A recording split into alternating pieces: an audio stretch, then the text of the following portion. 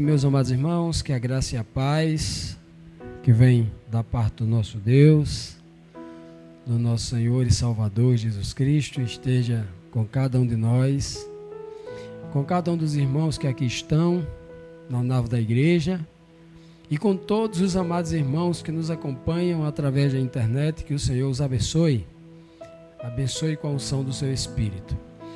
Amados, a cada domingo nós estamos aqui aprendendo um pouco mais da palavra de Deus e hoje nós trouxemos um assunto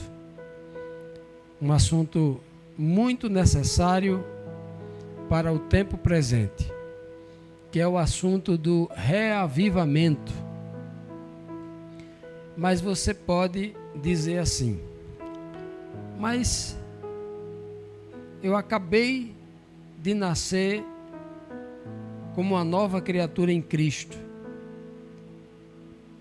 e o Espírito de Cristo em mim me mantém vivo. Louvado seja Deus, porque você já está reavivado. Mas para aqueles que ainda não estão experimentando um avivamento, precisam de um reavivamento, reviver, porque está numa condição espiritual, como se estivesse morto espiritualmente, precisa reviver, reavivar, né? Reacender a chama do Espírito de vida de Cristo no homem. Então, a pedido de alguns irmãos que fazem sempre algumas perguntas sobre isso, e eu tenho recebido também uma série de links de vídeo, as pessoas pedindo para que eu comente aquele vídeo, e muita gente no Brasil, né, falando sobre reavivamento e levando o tema reavivamento para uma reforma no âmbito de vestimentas, levando para um reavivamento para uma reforma nos hábitos alimentares, fazendo uma reforma no âmbito dos usos e costumes. E não é esse o avivamento ou reavivamento que a Bíblia nos ensina, não é? Num reavivamento, essas coisas são contempladas naturalmente. Naturalmente. O reavivamento, ele precisa acontecer no Espírito. E essas coisas mínimas, vestimentas, estilo de vida, o que comer, o que beber, isso acontece naturalmente, porque o homem espiritual, convencido e convertido, ele já faz essas mudanças, né? Mas o que é que a Bíblia ensina sobre essa questão do reavivamento?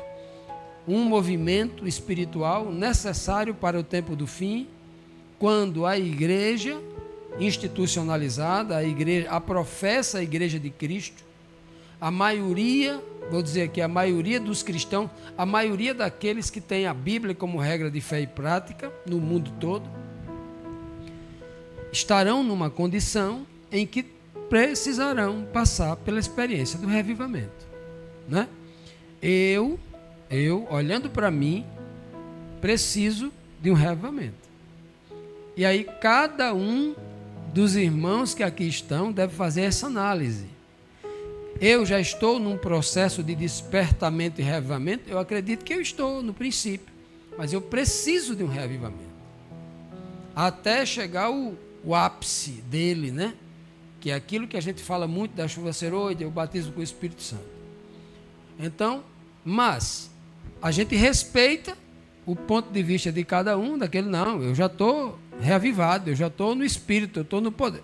Amém? Continue assim, né? Cada um se examine a si mesmo, como a Bíblia diz. E hoje a gente vai trazer esse tema, né? Esse tema que é sobre o reavivamento. Espalhar para reagrupar. Então, para que haja um reavivamento, e reavivamento tem a ver com agrupamento também, é uma consequência natural do reavivamento. Ninguém é reavivado e some da comunhão dos irmãos e vai viver como eremita isolado. Não, isso não é reavivamento, isso é isolamento, né? Então, todo mundo que está reavivado, ele é reavivado para participar do corpo de Cristo. Inclusive, quando a pessoa está muito fraca na fé, quando ela está morrendo na fé, a primeira coisa que ela faz é afastar-se da comunhão dos irmãos. Quando não tem nenhuma perseguição, quando não tem nenhuma dificuldade, ela mesmo que começou a enxergar dificuldade na cabeça dela e tal, né? Daí por diante. Tá bom? Então vamos para o nosso estudo de hoje. Em tempos de mornidão espiritual, esse que nós estamos vivendo, quando a fé se tornou fria, cultos rotineiros e o coração perdeu o fervor, chegou a hora de ouvir o brado de Deus. Desperta, ó tu que dormes. Um reavivamento espiritual surge como um clamor divino para restaurar o que foi perdido, reacender o zelo e devolver à alma o desejo de estar na presença do Senhor. É nesse cenário que se ouve a voz do Espírito de Deus falando ao coração, chamando cada crente a sair da apatia e a buscar intimidade genuína com o Criador. É hora de retornar ao Deus que é o socorro bem presente na angústia. Então o reavivamento é exatamente esse despertamento.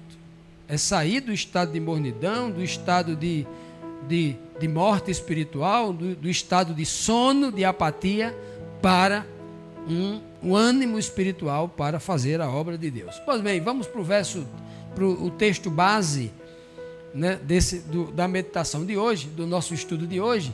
Eu trouxe aqui o texto de Apocalipse 3, versículo 15 e 17, uma mensagem à igreja de Laodiceia, a sétima e última igreja do Apocalipse, a igreja do nosso tempo. Estamos vivendo nos dias ou nos últimos dias da igreja de Laodiceia.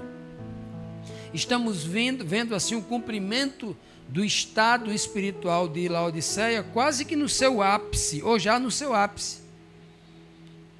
O que está escrito aqui em Apocalipse 3, né? Acredito que a partir do versículo, não sei se é o versículo 14, 15, começa a mensagem à igreja de Laodiceia. Então, a partir daí nós temos um retrato da igreja atual. Você quer saber o estado espiritual da igreja de hoje, do mundo todo? Leia a mensagem à igreja de Laodiceia, que você vai entender a igreja de hoje. É exatamente o estado. Deus previu há 2000 anos atrás, há quase 2000 anos atrás, que no fim do tempo a sua professa igreja estaria passando por esse estado de espírito. E ele diz assim, ó: conheço as tuas obras, o teu proceder, o que de fato você é, porque a obra é o que a gente é. Conheço as tuas obras, que nem és frio nem quente. Quem dera foras frio ou quente. Como dizes, né? Rico sou e estou enriquecido, e de nada tenho falta. Mas não sabes tu que és o quê? Um desgraçado. Ou seja, você não tem a graça de Deus na sua vida. Você prega na sua igreja dizendo: estamos no período da graça, somos salvos pela graça, graça, é graça, é graça, é tanta graça, não é? Mas ele é um desgraçado, porque não tem graça. Está fora da sombra da graça. Ele é um desgraçado. Miserável, ele diz: eu sou rico. Não, você é um miserável. Miserável é uma condição abaixo da condição de mendigo. A condição de miserabilidade não é aquela que você lhe falta pão e água, não. Lhe falta tudo, inclusive a coragem de buscar isso. Miserável. Pobre. Obviamente o texto literal fala que não tem R$1 para comprar um pão, né? E no sentido espiritual, pobre, porque não conhece nada da palavra de Deus, não perde um culto, sabe tudo da igreja dele, sabe tudo sobre o manual da igreja, mas é pobre na riqueza do conhecimento da palavra de Deus, sabe nada da Bíblia, de fato, da doutrina bíblica, da sã doutrina.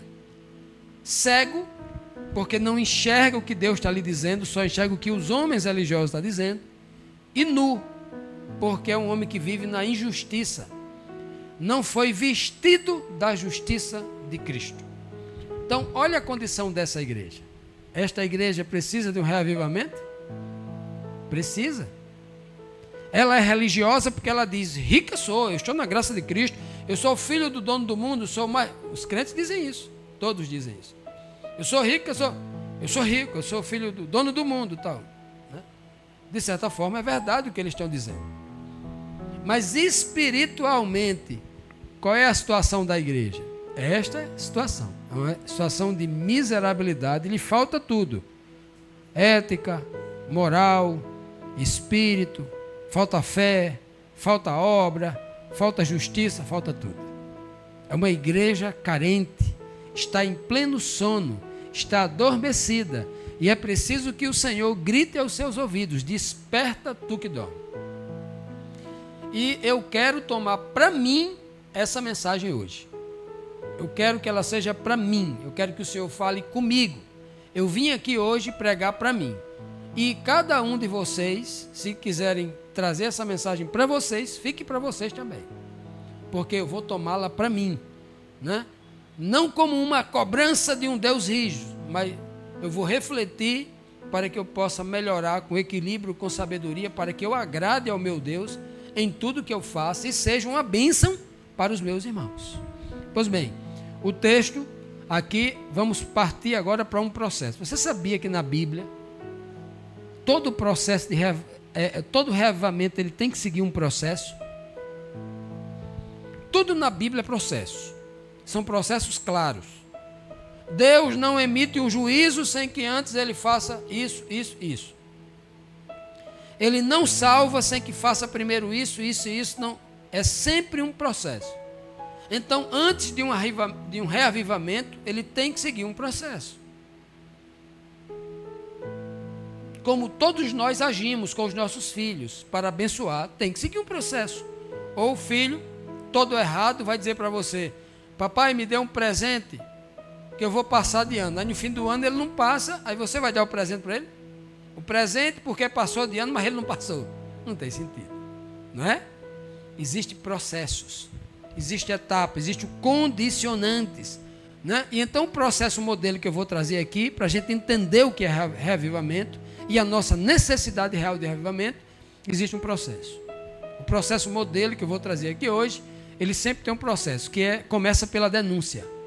Deus denuncia o meu pecado, denuncia o meu estado de mornidão. Primeiro ele denuncia, você está errado, você está fazendo isso, isso e isso.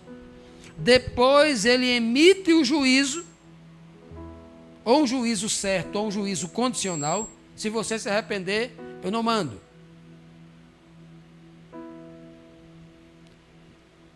Tira o agudo aí e coloca um pouco de grave, que está dando microfone, está muito fino aqui, ok? Diminua o agudo e bota um pouco mais de grave. Beleza.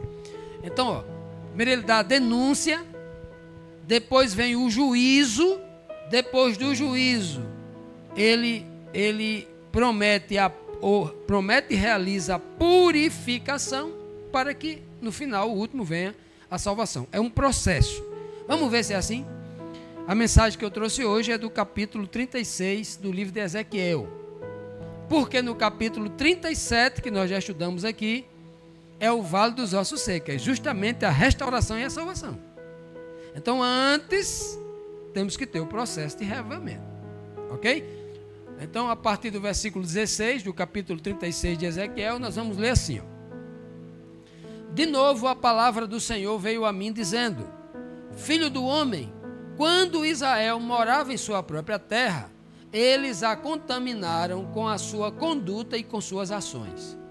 A sua conduta era à minha vista como a impureza menstrual de uma mulher.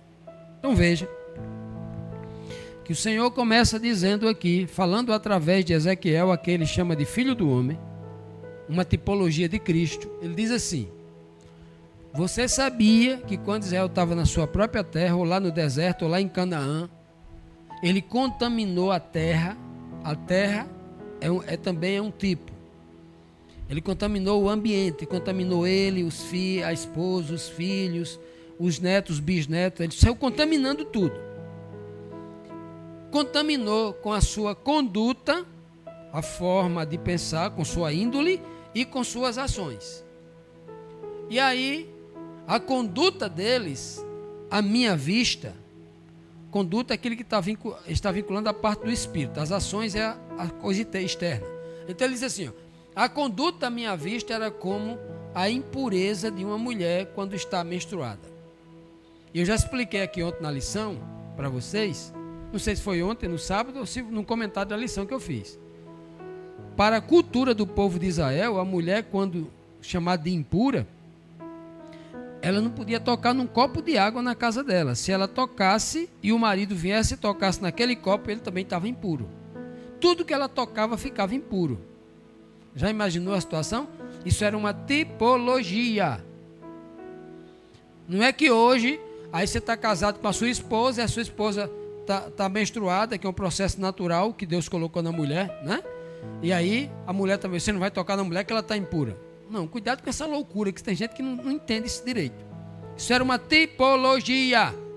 Está vinculado a costumes. Nada que uma mulher que esteja nos dias da sua menstruação e seja uma pessoa asseada, e o marido também, que vai ficar doente, vai ficar impuro diante de Deus. Né? Então, basta não se contaminar lá com aquele sangue que a mulher está colocando impurezas para fora, o corpo está rejeitando porque é impuro, né? Tem uma série de coisas, ok? Então aquilo pode até fazer mal ao físico, à saúde do homem, mas não vai fazer mal, irmão Pedro, ao espírito. A salvação, senão todas as mulheres seriam no inferno, ninguém estava salvo, irmão Pedro. Então tem que ter muito cuidado com isso, tem gente ainda preso essas coisas. Tipologia, preste atenção.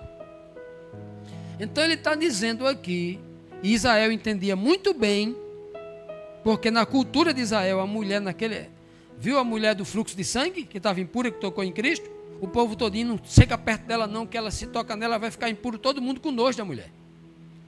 Entenderam a cultura? Então o Senhor está dizendo para que o povo entenda, vocês para mim, era para mim olhar para vocês como vocês olham para uma mulher nesse estado aí. Vocês chegaram nesse nível, olha o nível de morte espiritual que Israel tinha. Israel dizia, nós temos Yahvé, nós somos ricos e poderosos, igual a igreja de hoje, a igreja de Laodiceia. Aí o Senhor fala, você é impura. Você, povo de Israel, é impuro. Olha só. E ele fala, não fala povo de Jacó, fala povo de Israel, porque cabe a nós também hoje. Olha só. Vocês estão impuros, vocês moravam na própria terra e vocês se contaminaram com as suas próprias ações. Aí ele diz, por essa razão, derramei sobre eles a minha ira. O Senhor está dizendo, por causa da sua impureza, eu derramei sobre eles a minha ira, porque eles derramaram sangue, e o sangue aqui é inocente. Você pode acrescentar aqui o texto no seu entendimento. Derramou sangue inocente. Como? Quando ele explorou o irmão estava passando fome, ele foi emprestar dinheiro a juro.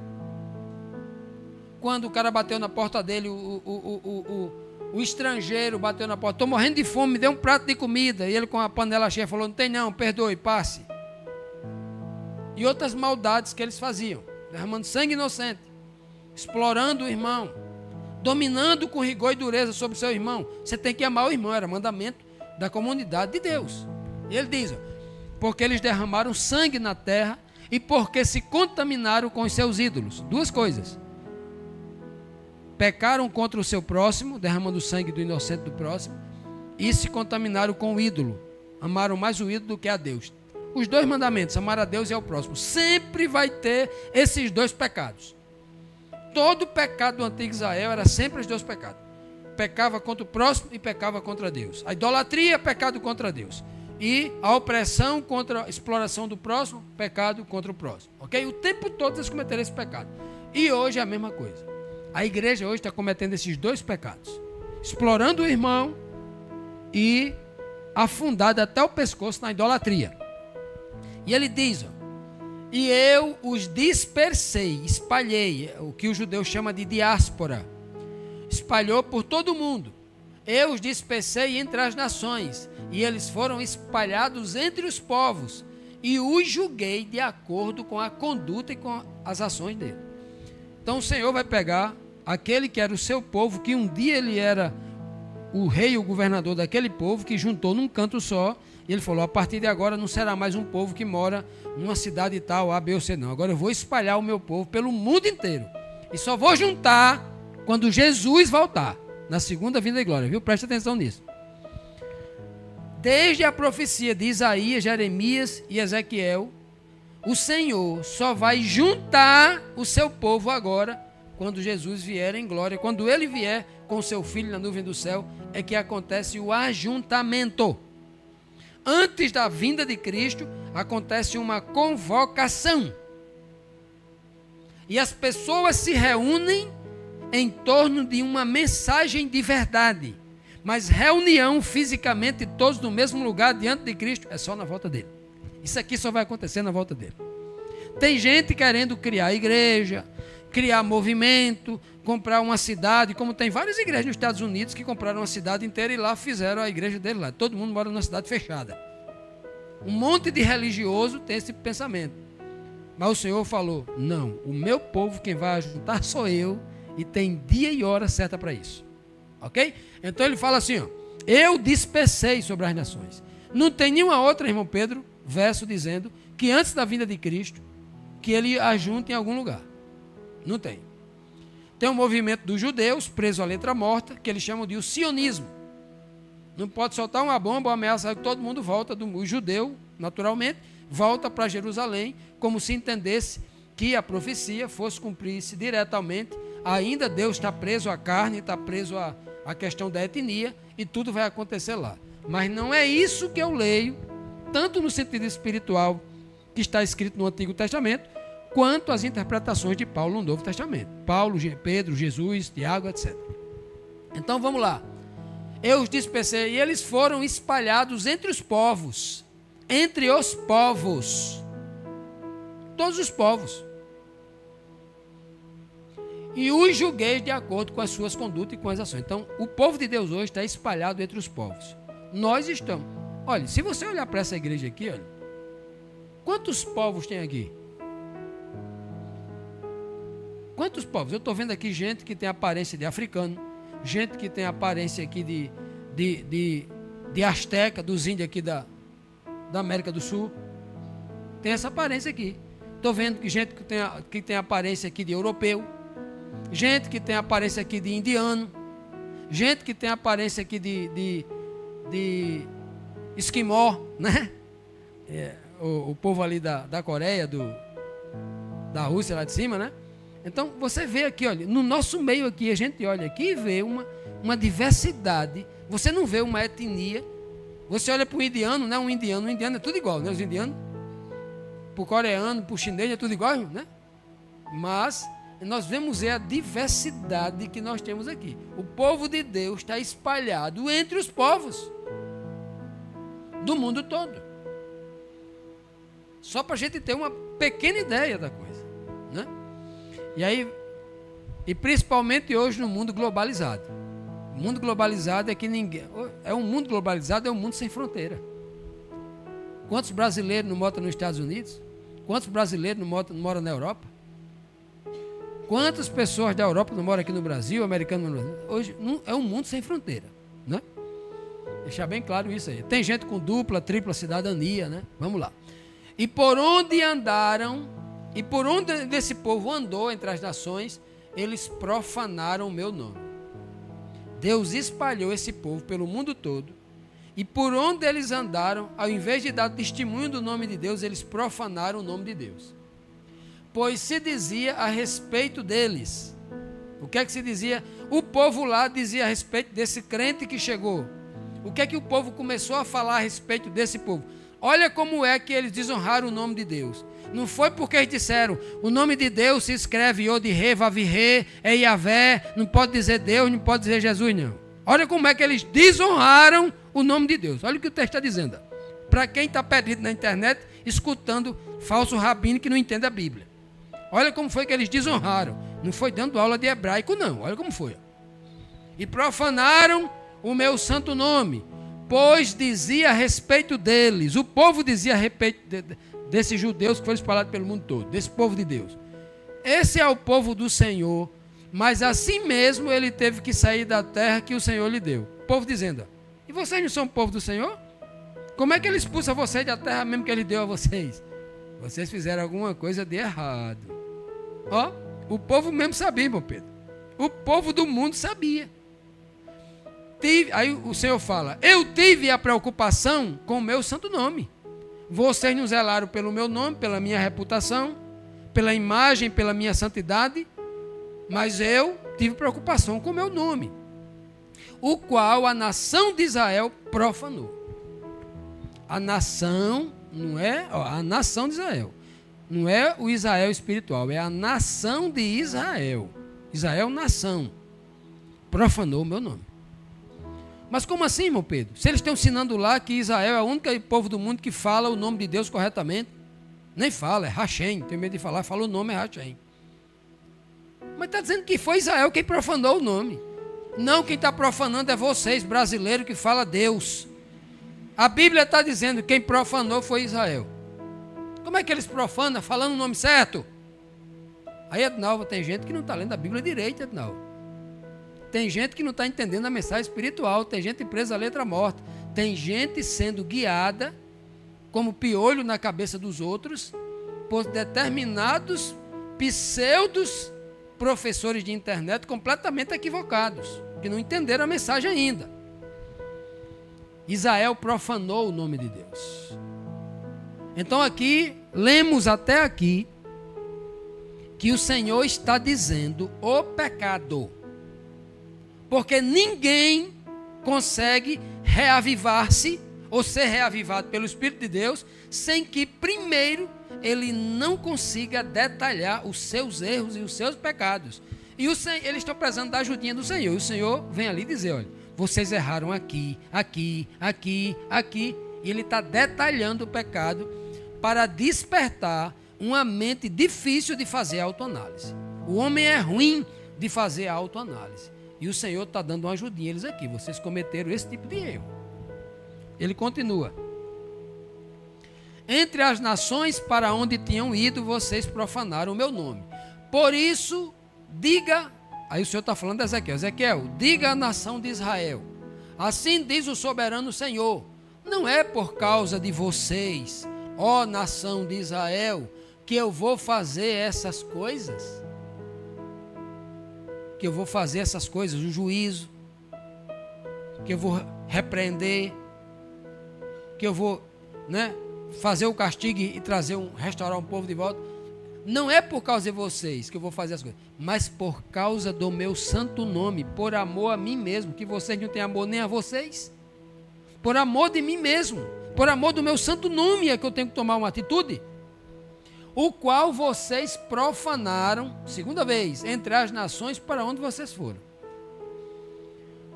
Tem um grande estadista, está na história,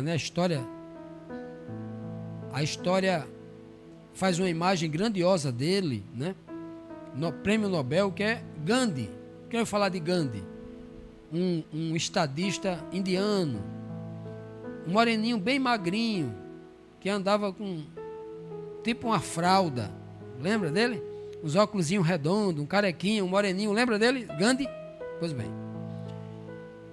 Gandhi disse assim, olha, o maior problema do cristianismo são os cristãos.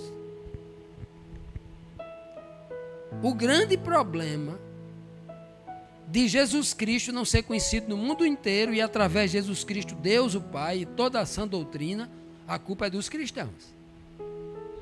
Olha, por que é que os gentios hoje, muita gente aí, fala mal dos crentes? Ai, mas eles são injustos falando mal de crente? Não. Muitos deles estão falando mal porque tem crente dando mau testemunho. Fazendo coisa errada, mentindo e outras coisas mais. Então, nesse sentido, Gandhi está parcialmente certo. O que deveria ser dito no mundo, sabe qual é a grande virtude do cristianismo? São os cristãos. Era para ser assim. Porque essa foi a forma que Deus escolheu de se revelar para o mundo. É que as pessoas enxerguem Deus em nós. Enxerguem Cristo em nós. Deus não escolheu outra forma, senão ele tinha mandado anjos pregar o evangelho. Ele confiou em você e a mim. Então ele espera que a glória dele reflita na minha face, na sua face. E não como aconteceu com Israel. Mas para que a glória de Deus, de Cristo, reflita na minha face e as pessoas conheçam a verdade e sejam libertas e salvas, é necessário que eu passe por esse processo de reavivamento. Pois bem, ele continua dizendo: por amor do meu nome, eu mostrarei a santidade do meu nome. Quem é que vai mostrar? É a igreja ou o próprio Deus? O próprio Deus vai se revelar a cada um. Eu mostrarei a santidade do meu nome a você, o qual foi profanado entre as nações. Terceira vez. O nome que vocês profanaram no meio dela, das nações. Então as nações saberão porque eu vou mostrar a santidade do meu nome. Então as nações saberão que eu sou o Senhor. Palavra do soberano Senhor. Quando eu me mostrar santo por meio de vocês diante dos olhos delas. As nações só vão saber que eu sou santo quando eu me mostrar santo por meio de vocês. A ação é minha. É pelo meu espírito. Não é pela sua força nem pela sua violência. É pelo meu espírito que eu vou me mostrar. Agora, irmão Pedro, para que Deus possa se mostrar santo diante das pessoas, é necessário que esse povo aqui que está em apostasia, na idolatria, faça o quê? Renasça, reviva, reaviva, passe por um processo de reavivamento. E aí ele continua: pois eu os tirarei das nações. Aqui está o processo de reavivamento. Eu os tirarei das nações e os ajuntarei no meio de todas as terras, tirarei do meio de todas as terras e os trarei de volta para a sua própria terra. Ora, o povo que está espalhado pelo mundo todo, qual é a própria terra dele? Imagine hoje, se todos os cristãos fossem um povo de Deus. Um exemplo. Irmão Pedro, são 2,7 bilhões de cristãos do mundo. A terrazinha de Canaã não cabe esse povo, não. Não é a Canaã física que ele está falando, não, aqui, meu irmão. Cabe não. Não é o país físico lá, não. Tem gente dizendo que é lá. É um país que não para de ter guerra, não para de ter bomba. A terra que Deus vai juntar o povo é uma terra que manda leite e mel, que não tem bomba, que não tem choro, que não tem morte, que não tem dor, que não tem... É outra terra. Ó, eu os purificarei, diz o texto, ó, o texto bem claro aqui, ó. Espargirei sobre eles água pura, sobre este que o Senhor vai trazer para levar para a sua terra, a nova terra, e vocês ficarão puros. Quem é que se tornou puro até agora? Só tem um momento que a pessoa se torna puro, né? E os purificarei de todas as suas impurezas. Quando é que vai fazer isso? Só quando Cristo retornar e as pessoas forem transformadas no abrir e fechar de olhos. Então, ó, todas as suas impurezas serão purificadas e de todos os seus ídolos se livrarão, nunca mais se contaminarão com esses ídolos. Olha que beleza. Então veja que esse é o processo que eu preciso passar de reavivamento, renovação e reavivamento, para que eu possa ter acesso a essa salvação. Aí o Senhor continua dizendo: darei a vocês um coração novo. Coração novo significa dizer que aquela pessoa o quê? Reviveu. Ela reavivou-se. Alguém que está na fila do transplante de coração para morrer. Ultimamente nós tivemos a mídia falando muito do Fausto Silva, o famoso Faustão, né? Lembra? Que ele estava para morrer e entrou na fila do transplante de coração, lembra? Só que a fila ele estava lá atrás, muito grande, mas não apareceu, deram um jeito, não sei como, que fizeram o transplante do coração dele. E o que foi que ele disse na sua entrevista? Né? Que ele disse lá: eu nasci de novo. força de expressão. Porque agora o Senhor está dizendo que vai lhe dar um novo coração, para que você agora reavive, ó. E porei um espírito novo em vocês, tirarei de vocês o coração de pedra e lhes darei um coração de carne. Porei o meu espírito em vocês e os levarei a agirem, e eu os conduzirei vocês a agirem, a começar a agir de forma diferente, ó. Segundo os meus decretos, segundo as minhas leis, não mais segundo a sua vontade. E a obedecerem fielmente às minhas leis. Todo o processo de mudança, de renovação, de restauração, de reavivamento, sempre tem isso. Deus tira o homem da desobediência e traz ele para a obediência aos seus mandamentos e às suas leis. A nova aliança é do mesmo jeito. A nova aliança, diz o apóstolo Paulo no livro de Hebreus, ele deixa bem claro dizer: colocarei o meu espírito em vocês, né? Darei um coração novo, uma mente nova, e então colocarei as minhas leis no vosso entendimento. Isso é nova aliança. Farei uma nova aliança com vocês naquele dia. Colocarei as minhas leis, mas 99% das igrejas está dizendo: esse negócio de lei acabou. Você pode ver transgredindo o mandamento. Como é que essas pessoas vão ser reavivadas? Se elas estão adulterando a mensagem bíblica, simples, clara. Se a Bíblia toda, do Gênesis ao Apocalipse, ensina a mesma coisa. E eles estão alterando a Bíblia. As minhas leis, né? E ele conclui dizendo: então vocês habitarão na terra que dei aos seus antepassados, Abraão, Isaque e Jacó. Vocês serão o meu povo e eu serei o seu Deus. Toda vez que você lê esse texto, ó, vocês serão o meu povo e eu serei o seu Deus, você obrigatoriamente tem que ser conduzido ao Apocalipse e à nova terra. Porque o único momento que Deus diz assim: olha, vocês vão ser meu povo definitivamente e eu vou ser o Deus de vocês, é só na nova terra. Não tem neste planeta, este momento aqui não. Essa linguagem plena, absoluta, o clímax dessa mensagem espiritual profunda é na nova terra. Não é que nós hoje não tenhamos Deus como nosso único Deus, que tem homem fiel que tem Deus como seu único Deus. E Deus tem os seus filhos na terra como seu povo. Hoje, com certeza tem. Mas a forma plena, absoluta, é só na nova terra. Entendam isso, ok? Primeiro passo, vamos reconhecer a condição espiritual. Esse é o primeiro passo. Como é que eu reconheço a minha condição espiritual, como Deus começou aqui? Vamos para Neemias capítulo 8, que lá tem o grande exemplo. O povo estava preso lá em Babilônia e o rei da Babilônia começou a liberar, né, a partir do momento em que... O rei da Babilônia não.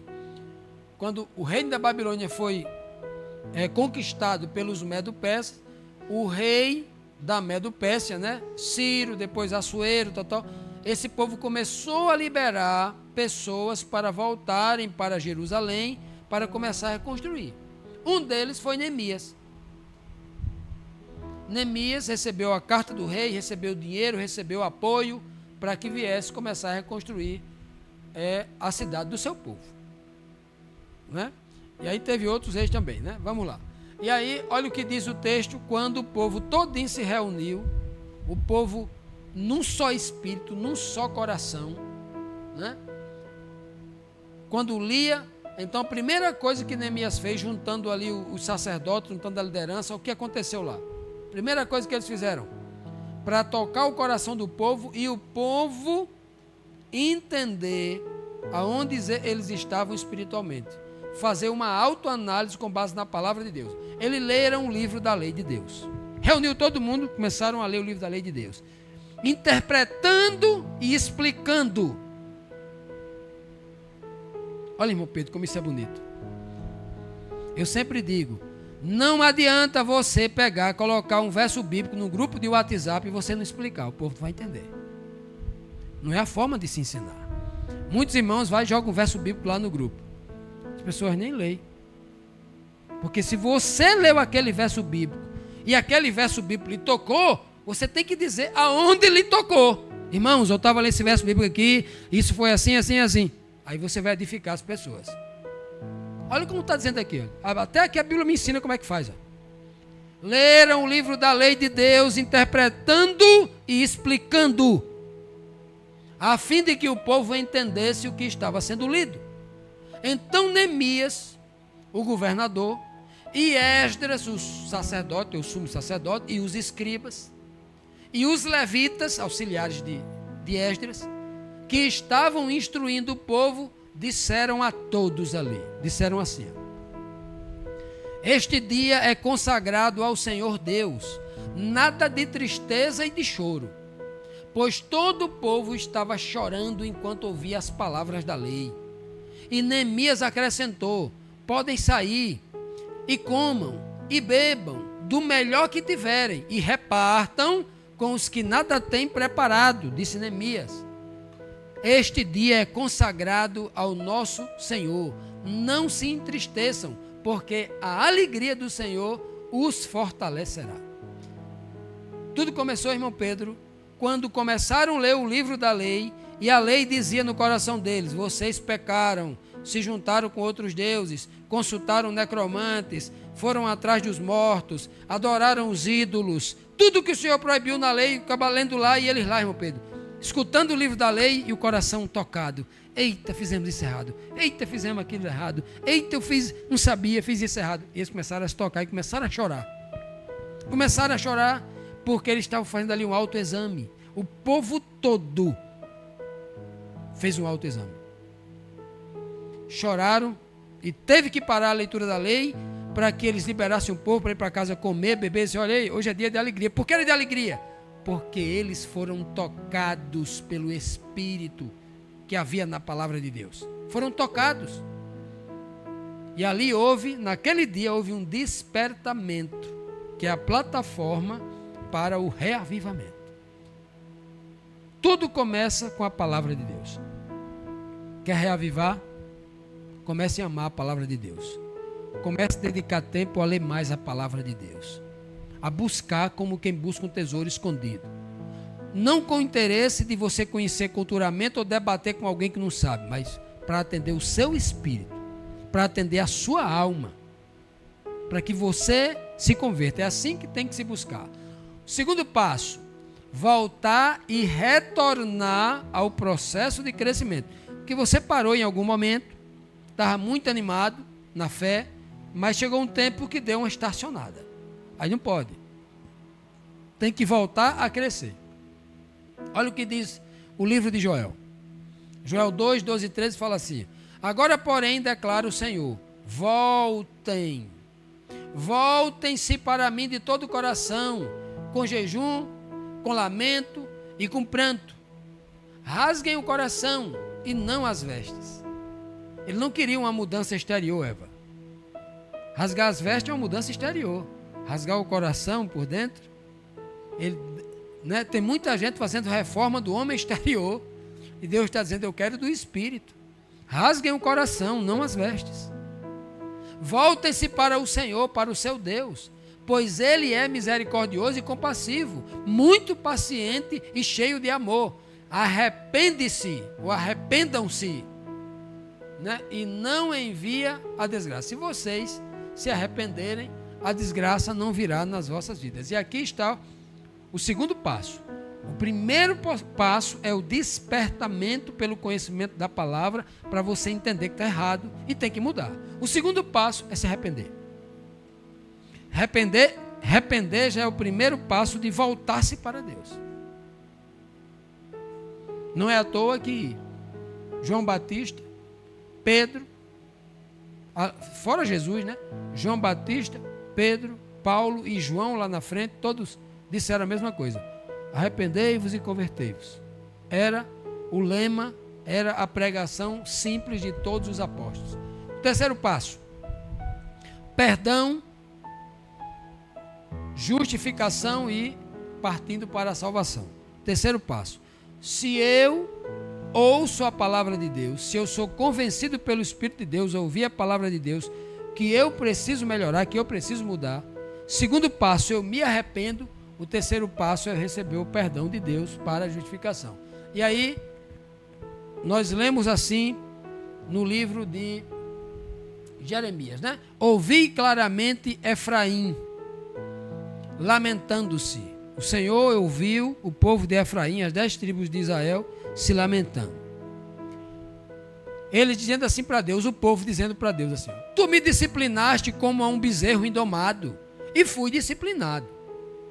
Traze-me de volta e voltarei, porque tu és o Senhor, meu Deus. De fato, depois de desviar-me, olha só, depois de desviar-me, confessou, porque aqui está o efraimita, as 10 tribos é o que eram aqui gentil, no tempo de Cristo, eram os gentios, dizendo claramente: o Senhor me disciplinou, me deu uma surra como quem dá num bezerro indomado, num garrote que você está preparando para ser um boi de campinadeira. Me deu uma surra braba para me colocar nos eixos. E foi bom, porque agora me trouxe de volta. E eu voltei, coisa boa, né? Porque o Senhor é Deus, de fato, né? Depois de desviar-me, diz o texto, eu me arrependi. Depois que entendi, bati no meu peito. Estou envergonhado e humilhado, porque trago sobre mim a desgraça da minha juventude. Não, Efraim, não é Efraim o meu filho querido? Olha o que Deus diz. Só porque Efraim disse tudo isso, reconheceu o seu erro, o Senhor falou assim: não, meu filho, não é você meu filho querido. É como se Deus dissesse assim: não, você tomou uma surra como ovelha, como um novilho indomado, mas você é meu filho. Deus chama de filho porque ele se arrependeu e voltou atrás e reconheceu que o sofrimento dele era para o bem dele. Não, Efraim, não é Efraim o meu filho querido? O filho em quem eu tenho prazer? Em quem me comprazo? Olha como é que Deus está falando do Efraim que se desviou, que antes era indomado, mas que se arrependeu e que se converteu. Que beleza, não é? Cada vez que eu falo, Deus dizendo, cada vez que eu falo de Efraim, mais intensamente me lembro dele, com mais prazer que eu me lembro dele. Por isso meu coração por ele anseia. Tenho por ele grande compaixão, declara o Senhor. Olha o que Deus faz com o homem arrependido, com o homem que se converte, com o homem que verdadeiramente se examina e reconhece os seus erros e a necessidade de mudar. Ele faz exatamente isso aqui, chama de meu filho.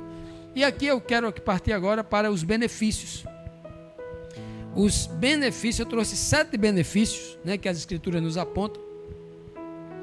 Os 7 benefícios que o reavivamento traz em minha vida, que vai trazer na vida de qualquer um que entende que precisa reavivar. Eu sei que todos precisam, mas tem gente que acha que não precisa. Eu espero que o Espírito de Cristo o convença do contrário. Então vamos ver.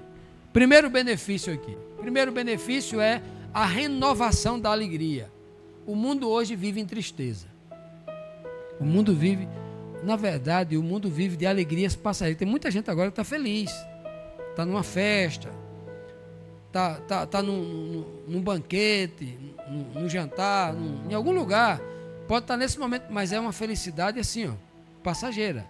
É só o tempo de chegar em casa e saber que amanhã vai acordar às 5 da manhã para ir trabalhar. A tristeza já toma conta. Até para dormir hoje, para muita gente é difícil. Não é? Então, estamos falando aqui que o reavivamento, ela traz uma alegria. A Bíblia nem fala o termo alegria. A Bíblia fala o termo ânimo, que o ânimo é uma coragem, é uma disposição, é uma animação para querer fazer as coisas, fazer qualquer coisa. Quem aqui vai acordar amanhã de 5 horas da manhã para ir para uma academia puxar ferro aqui? Quem vai? Irmã Sueli, parabéns. Voltou, Fernando, já? Também, muito bem. Douglas também? Moisés está se convertendo mesmo, viu? Muito bem. Tu não vai não, Bia? Também. Mas tem muita gente que vai dormir hoje à noite, já pensando Já vai dormir, irmão? Não veio nem veio para a igreja hoje, porque para não chegar tarde em casa, para dormir cedo, meu Pedro. Mas quem danado vai acordar de 5 da manhã? Não está fazendo um frio agora, que lá em Cidade Nova ali, quando eu acordo 5 da manhã, tem um nevoeiro tomando conta da Cidade Nova, que eu não via os morros não, parecia que estava na Suíça. Se eu visse aquelas vacas leiteiras, eu achava que estava na Suíça, que era um nevoeiro tomando conta daqui. É um frio de 5 horas, Fernando, que eu saio todo engasalhado de casa. Aí você pergunta, Pedro, quem é o doido que sai de 5 horas da manhã para fazer um negócio desse? Mas se você tiver o ânimo do Espírito de Cristo, você acorda de 4 da manhã e acorda animado. E acorda animado. Porque você está vivo. Eu estou falando deste ânimo, a Bíblia está falando deste ânimo. E tudo que você faz com ânimo, você cresce. Você pode começar varrendo a calçada de uma empresa. Se você fizer com ânimo, meu amigo, não tem no mundo que não note. Quem é que dá esse ânimo? Não é o ser humano, não é o dinheiro, só quem pode dar é Deus. E tudo começa com reavivamento. Preste atenção. E eu estou buscando esse ânimo. Sem ele, meu amigo, a gente morre. Sem esse ânimo, o sujeito definha. É por isso que eu disse para vocês, amanhã estaremos começando o nosso grupo Paz de Espírito. Um grupo que vai ajudar irmãos que estão com depressão, com ansiedade, do Brasil inteiro. Vamos fazer isso, no nosso grupo do WhatsApp. Então, olha só, justamente para que as pessoas entendam que todos têm essa necessidade. Olha o que diz o Salmo 51, verso 12. Devolve-me, Senhor, a alegria da tua salvação e sustenta-me com um espírito, não é com o bolso, é com o espírito pronto a obedecer. Ó, a alegria, meus amados, está no espírito pronto para obedecer. A alegria não está no ganhar dinheiro, não é? No realizar sonhos. Essas coisas são consequências naturais de quem trabalha. Um dia acontece. Agora, para isso daqui não se compra em supermercado, não se conquista em carreira profissional, não. Isso aqui é só no espírito. E não tem isso aqui se não houver o processo de reavivamento. Ou se você nunca conheceu Deus, então para você é avivamento. Tanto faz, reavivamento para a gente. Aqui o contexto é o mesmo. O sentido é o mesmo. Se você é crente e está frio, é reavivamento. Se você nunca conheceu Deus, é avivamento. Processo, a renovação da alegria é o primeiro benefício que o reavivamento vai ter na sua vida. Segundo, uma comunhão mais intensa. Aqui, quantos irmãos aqui estão na igreja que participavam das nossas reuniões quando nós nos reuníamos lá em Cidade Nova, na Augusto Calheiros? Quantos? Augusto Calheiros 448, ainda lá? Não, vou mudar o número. Tem aqui algumas pessoas aqui, né? Tem 5, 6, 7 pessoas. 8. Hã? Estão tudo com medo de acordar amanhã cedo. Vamos lá. Então tem aqui uns 10 irmãos aqui que frequentavam lá, né? Como é que era lá? Tu lembra, não? No sábado de manhã tinha aperte a mão do seu... Tinha isso? Não? No finalzinho tinha, né? Mas o povo se abraça com o calor humano que se abraça aqui. Irmã Ana Lúcia. Começou lá não. Só quem abraçava lá era você. Aqui é diferente. Por quê? Porque quando a gente busca um reavivamento, a gente aproxima-se de Deus e se aproxima mais do irmão com mais calor humano, com mais interesse de querer ajudá-lo. Vocês não sabem o bem que vocês fazem dando um abraço numa pessoa que só é abraçada uma vez no final de semana quando vem aqui. Vocês não sabem quanta energia positiva vocês passam de saúde para alguém que é abraçado. Ou que aperte a mão. Ou que deseja, né? Isso aí, irmão Pedro. Isso é o Espírito de Deus atuando no coração das pessoas, convencendo-as que elas têm essa necessidade. Aproximem-se de Deus, e Ele, Deus, se aproximará de vocês. Pecadores, limpem as mãos, e vocês que têm a mente dividida, purifiquem o coração. Você que está com a mente dividida entre o mundo e Deus, com a mente dividida entre o pecado e a coisa santa, purifiquem. Purificar as mãos, as suas ações e o coração, os seus pensamentos, a sua índole, as suas intenções. Purifiquem.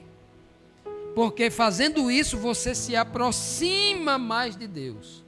Como nós nos aproximamos dos irmãos para abraçar, para conviver, para querer estar junto. Terceiro benefício, confiança e discernimento. Não estou falando aqui de autoconfiança, mas a confiança em Deus. Porque quem confia em Deus fica tranquilo. Né? Como diz o Matuto lá, ele espera o mar pegar fogo para comer peixe frito, porque ele não está preocupado, né? Comer peixe assado, né? Estamos preocupados com isso não. Então, a confiança e o discernimento. A lei do Senhor, ela é perfeita, e a lei do Senhor, a palavra, a lei aqui está no contexto de Torá, a palavra de Deus, né? A lei do Senhor, ela é perfeita, e a palavra de Deus revigora a alma. Os testemunhos do Senhor são dignos de confiança, e torna sábio o homem inexperiente, né?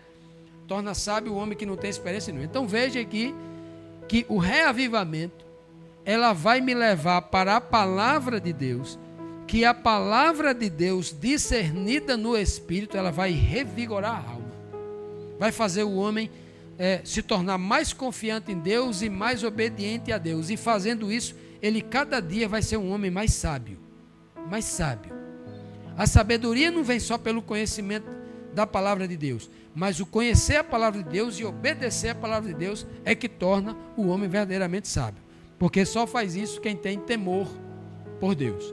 E aí, o quarto benefício é força para vencer. O ânimo que eu falei agora, força para lutar, para vencer. Ó, Isaías 40:31 diz assim, ó: mas aqueles que esperam no Senhor renovam as suas forças. Aqueles que esperam ser promovido na sua empresa para dobrar de salário, vai renovar a força?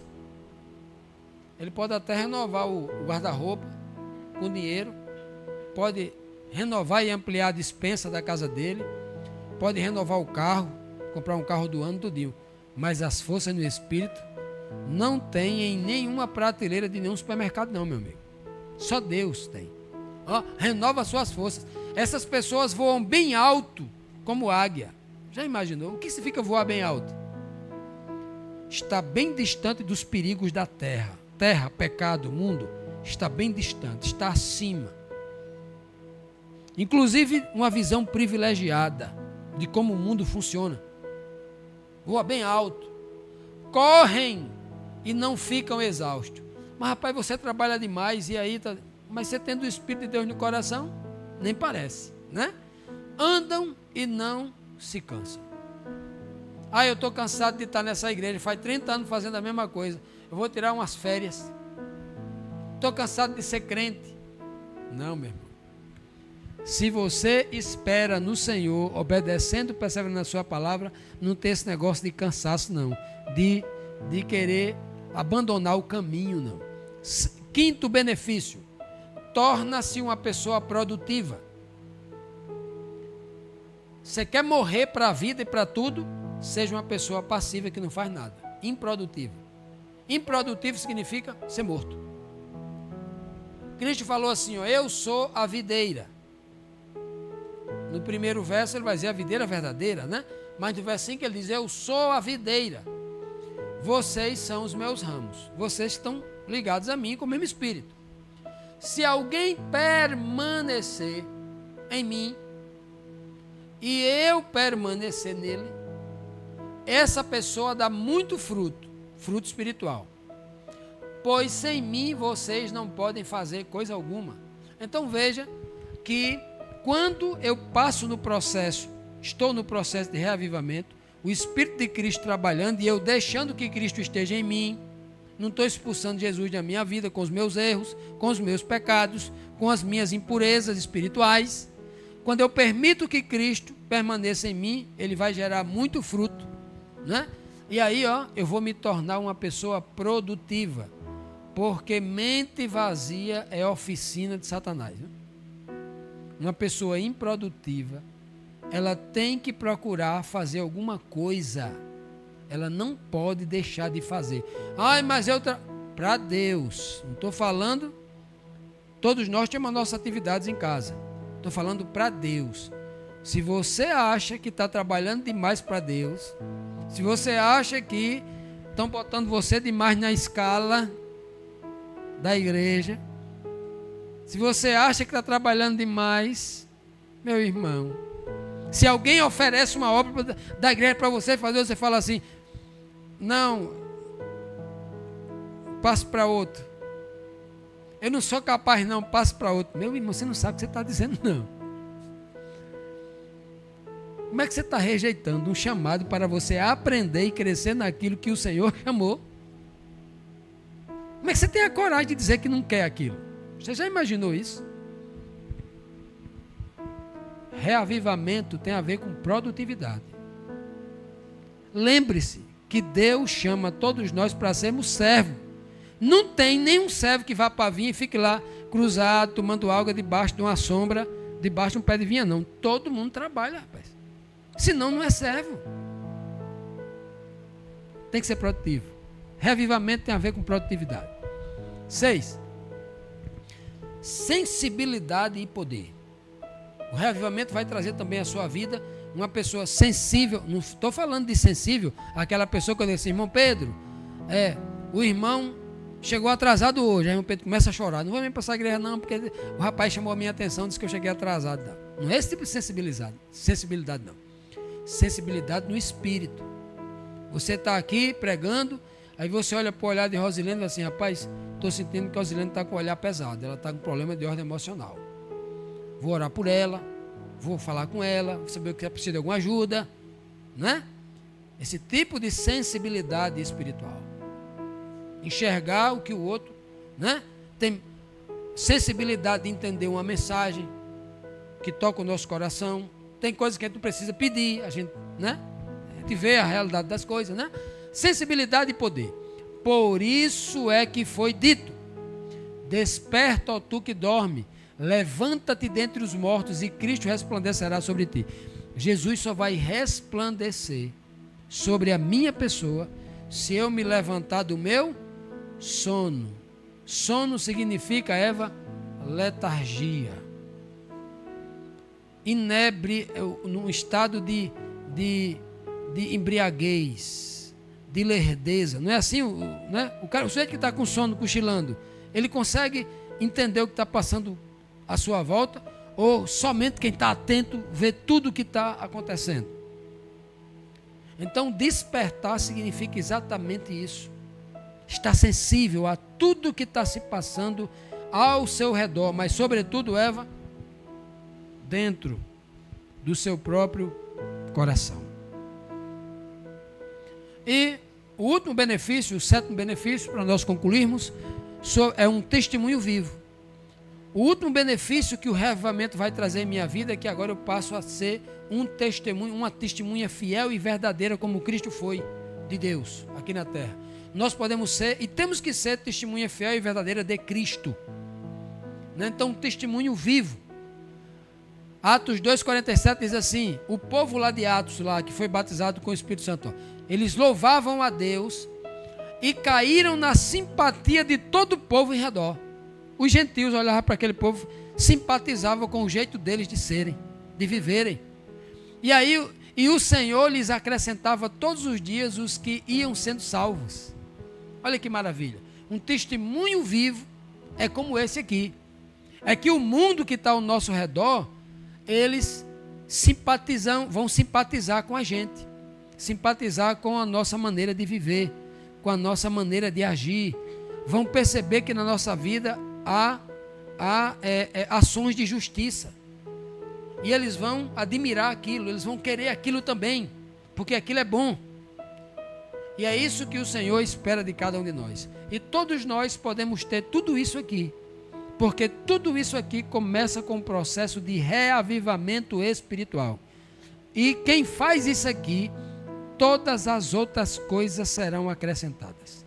Todas as outras que você acredita que deve melhorar e mudar, basta seguir esses 7 passos que o Senhor vai ajudar cada um de nós. Meus amados, concluímos dizendo que experimentar um reavivamento espiritual é como voltar ao centro do coração de Deus, onde a fé se torna viva, a alegria da salvação é restaurada e a comunhão se aprofunda.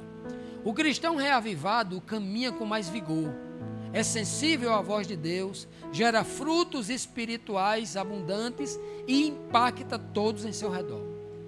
Onde antes havia frieza, agora há fervor. Onde havia distração, agora há direção. Onde havia escuridão, agora brilha a luz da graça de Deus. Isso é reavivamento espiritual. Isso é o que cada um de nós deve buscar, não só hoje, mas até conseguirmos vivermos esse reavivamento na prática.